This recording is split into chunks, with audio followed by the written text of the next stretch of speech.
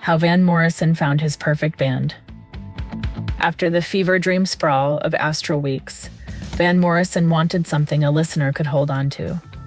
He had moved to Woodstock, New York, and was living in a very different headspace. Married, settled, thinking about a working band rather than a floating jazz ensemble. Where the previous record chased mystical improvisation, this one embraced groove, brass, and daylight. Morrison later described wanting a soul and R&B foundation, tight songs with room to breathe. The result was his commercial breakthrough, the record that proved the Belfast singer could write to a form and still sound like nobody else on earth. The palette here is autumnal and warm. Acoustic guitar, upright and electric bass, flute, saxophone, and a horn section that swings rather than blares.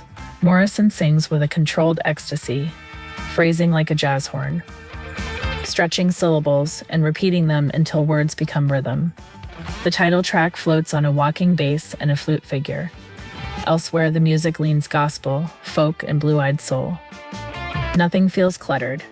Every instrument earns its place, and the arrangements leave air around the voice.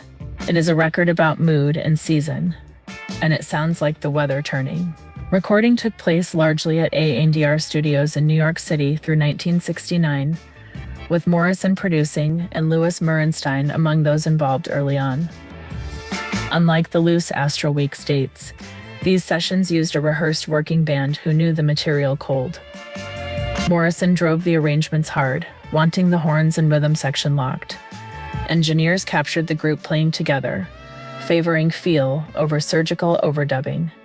That discipline shows. The takes breathe as ensemble performances. The care paid off when the album arrived early in 1970 to strong reviews and, over time, steady, enduring sales. Moondance became the record that defined Van Morrison in the popular imagination, spawning FM radio staples that still anchor his live sets decades on. The title song entered the standard repertoire, covered by jazz singers and bar bands alike. Critics regularly place the album among the finest of its era, praising its balance of craft and spirit. It quietly influenced generations of songwriters who wanted soul without theatrics. For collectors, it marks the pivot point where Morrison the visionary became Morrison the enduring hitmaker, without surrendering an ounce of his strangeness or his gift for the transcendent moment.